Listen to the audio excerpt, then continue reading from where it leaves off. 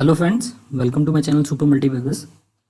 दोस्तों देखिए, एक तो कैम्स का आईपीओ अभी आने वाला है। मंडे को ये खुल जाएगा। ये जो आईपीओ है इसमें किस तरीके के टारगेट्स आपको देखने के लिए मिलेंगे, लिस्टिंग गेन आपको कितना हो सकता है, और साथ ही ये जो स्टॉक है ये किस तरीके से आगे परफॉर्म कर सकता है, कंपनी के फंडामेंटल्स किस तरीके के हैं, और साथ ही कंपनी में पोटेंशियल कितना है, ये सारी चीज़ें हम इस वीडियो के अंदर जानने की कोशिश करेंगे।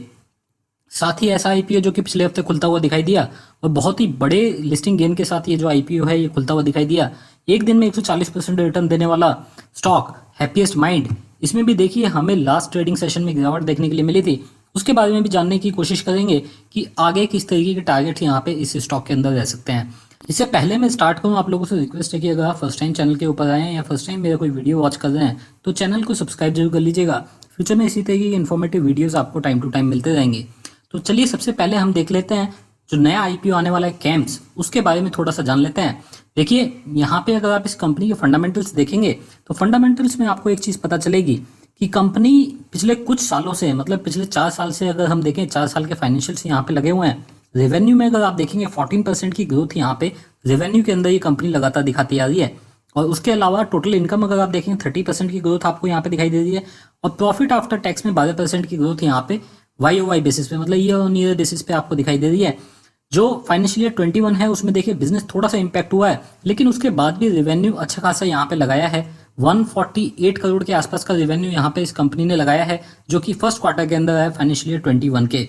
यहाँ पे अगर प्रॉफिट आफ्टर टैक्स देखेंगे तो आपको गिरता हुआ नजर आया है। यहाँ पे करीब 41 करोड़ के आसपास का प्रॉफिट आफ्टर टैक्स लगा है, लेकिन उसके बाद भी ये जो नंबर्स हैं इनको अच्छा माना जा सकता है, क्योंकि जो म्यूचुअल फंड का बिजनेस है उसमें देखिए गिरावट देखने के लिए मिली है। पिछले कुछ दिनों के अंदर हमने देखा कि ये जो बिजनेस है ये इम्पैक्ट होता नजर आया है। साथ ही जो असेट मैनेजमेंट कंपनी है उनमें भी आपने देखा होगा गिरावट लगातार बनी हुई है। HDFC म्यूचुअल फंड जैसी कंपनी, HDFC AMC जैसी कंपनी, वहां पे देखिए अच्छी खासी गिरावट आपको देखने के लिए मिल रही है। तो ये जो बिजनेस है ये काफी इंपैक्ट हुआ है, क्योंकि वॉल्यूम यहाँ पे इंपैक्ट हो गए हैं। और उसके बाद भी इस कंपनी का जो परफॉर्मेंस है वो ठीक ठाक रहा है, और यहाँ पे कंपनी ने पिछले 4 साल में ठीक ठाक ग्रोथ यहाँ पे कंपनी ने दिखाई है। अब देखिए इस कंपनी के फाइनेंशियल्स अगर आप देखेंगे, इबिट्टा मार्जिन करीब 34% के आसपास यहाँ पे रहा है। जो लास्ट हमने देखा फाइनेंशियल ईयर 21 के फर्स्ट क्वार्टर में जो ROE है वो करीब 31% के आसपास यहाँ पे आपको नजर आ रही है।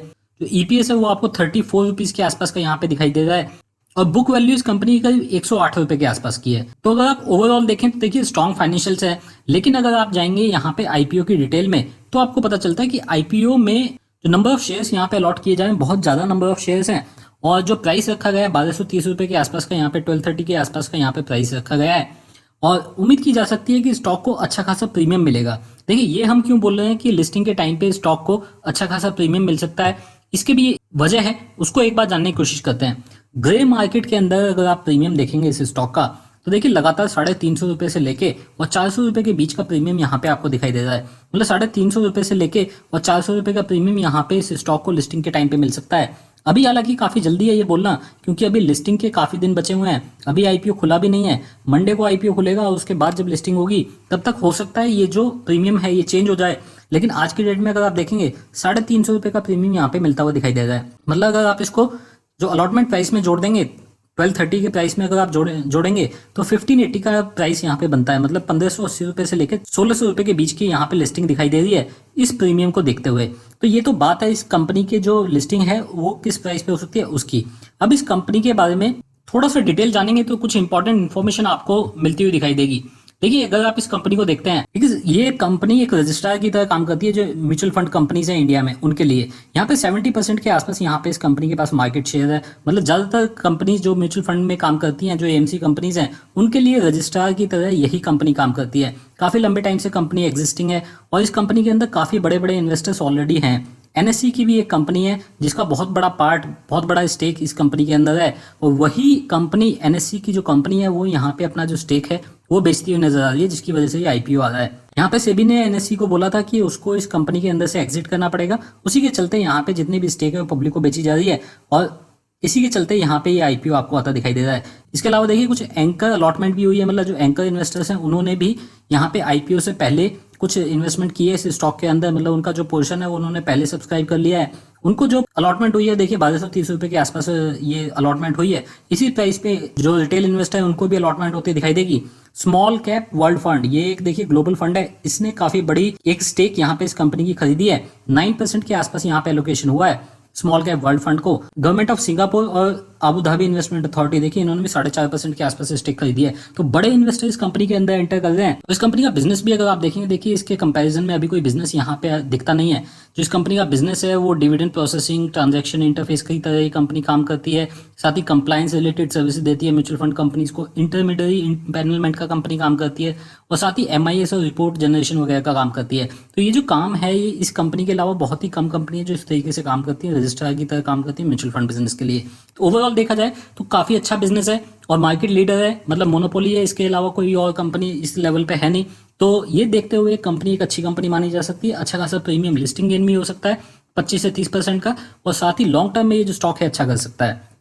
चलिए अब चलते हैं हैप्पीएस्ट माइंड की तरफ। देखिए हैप्पीएस्ट माइंड को अगर आप देखेंगे 358 के आसपास ये जो स्टॉक है ये आ चुका है। ये जो लिस्टिंग हुई थी, लिस्टिंग वाले दिन अगर आप देखेंगे 394 मतलब 395 के आसपास इस स्टॉक ने हाई बनाया था।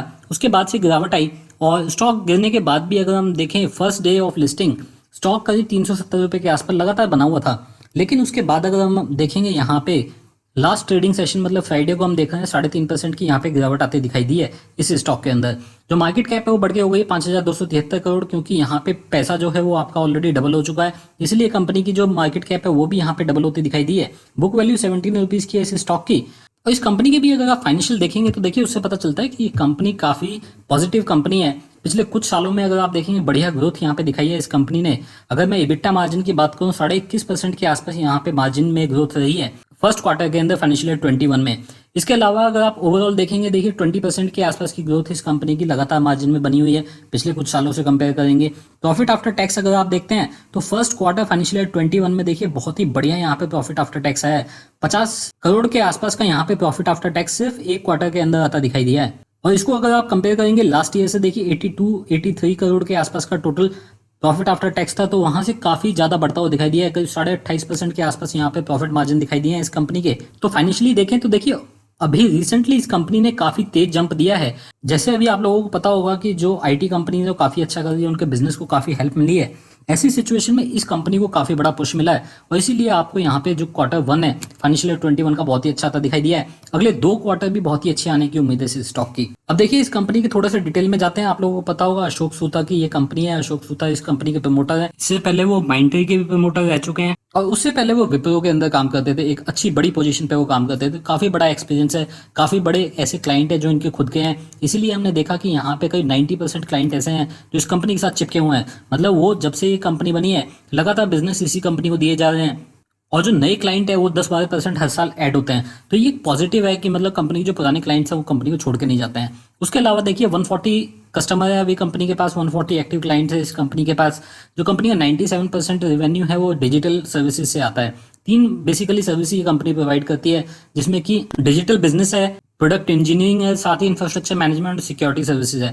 जो सबसे बड़ा पार्ट है यहाँ पे प्रोडक्ट इंजीनियरिंग का है, क्योंकि यहाँ से 50% के आसपास रेवेन्यू इस कंपनी को मिलता है। रिटर्न ऑन कैपिटल एम्प्लॉयड देखेंगे कहीं 23-24% के आसपास की यहाँ पर रिटर्न ऑन कैपिटल एम्प्लॉयड आती है और रिटर्न ऑन इक्विटी भी इस कंपनी 31% से ज्यादा की है। तो ओवरऑल देखते हैं तो बहुत ही अच्छी कंपनी है। कंपनी के फाइनेंशियल्स काफी सपोर्टिव हैं और देखिए इस तरीके के फाइनेंशियल के साथ अगर ये कंपनी ग्रो करती है तो इस तरीके की कंपनी को हमने देखा है कि करीब 3 साल के अंदर ये जो कंपनी होती है इस तरीके के फाइनेंशियल्स के साथ वो पैसा डबल करने का दमखम रखती हैं। देखिए ये मैं इसलिए बोल रहा हूँ क्योंकि यहाँ पे मैं उम्मीद करके चल रहा हूँ कि जिस तरीके के फाइनेंशियल यहाँ पे फर्स्ट क्वार्टर के अंदर आए हैं अगले 1-1.5 साल तक इसी तरीके के रिजल्ट ये कंपनी आगे दिखाती रहेगी। अगर ऐसा होता है तो आपको बहुत ही जल्दी आपका जो पैसा है वो डबल होता दिखाई दे सकता है। अभी स्टॉक काफी भाग चुका है, वहां से कूल ऑफ होगा, वहां से नीचे भी आएगा। जब नीचे आएगा तो एक अपॉर्चुनिटी फिर से बनेगी, लेकिन अभी के लिए स्टॉक अगर आप लॉन्ग टर्म के लिए रख के बैठे हुए हैं तो आप होल्ड कीजिए। अगर शॉर्ट टर्म है तो गिरावट में आपको निकलना पड़ेगा, क्योंकि हो सकता है स्टॉक थोड़ा कूल ऑफ हो और वहां पे थोड़ा सा जो कंपनी है जो स्टॉक है वो थोड़ा सा होल्ड करे। लेकिन ये जो होल्ड करेगा ये ऐसा नहीं होगा कि ये स्टॉक वहां पे बैठ जाएगा या फिर वापस नहीं आएगा। ये स्टॉक में बढ़िया रिकवरी भी आएगी। जैसे स्टॉक नीचे जाएगा उसी तरीके की रिकवरी भी इस स्टॉक के अंदर देखने के लिए मिल सकती है। तो यहाँ से अगले 2 साल का जो टारगेट यहाँ पे रखा जा सकता है वो 550 रुपये के आसपास रखा जा सकता है, 500 से 550 के आसपास। क्योंकि अभी तक कंपनी का कोई चार्ट अवेलेबल नहीं है, इसलिए यहाँ पे सिर्फ कंपनी के फाइनेंशियल्स की प्रोजेक्शन देखते हुए यहाँ पे टारगेट दिए जा रहे हैं। जैसे जैसे कंपनी का चार्ट डेवलप होगा आपको और टेक्निकल्स के बारे में पता चलेगा और ज़्यादा जो इस कंपनी की वैल्यू है आगे क्लियर होती दिखाई देगी। तो दोस्तों उम्मीद करता हूँ आपको ये वीडियो ये इन्फॉर्मेशन अच्छी लगी होगी। आपको अगर ये वीडियो अच्छा लगा हो तो आप इस वीडियो को लाइक जरूर कीजिएगा, आप इसको शेयर कर सकते हैं। अगर आपको मेरी वीडियोस पसंद है चैनल को सब्सक्राइब कर लीजिए, फ्यूचर में इसी तरह की इन्फॉर्मेटिव वीडियोस आपको टाइम टू टाइम मिलते रहेंगे। अभी के लिए इतना ही। Thank you very much, take care, bye bye.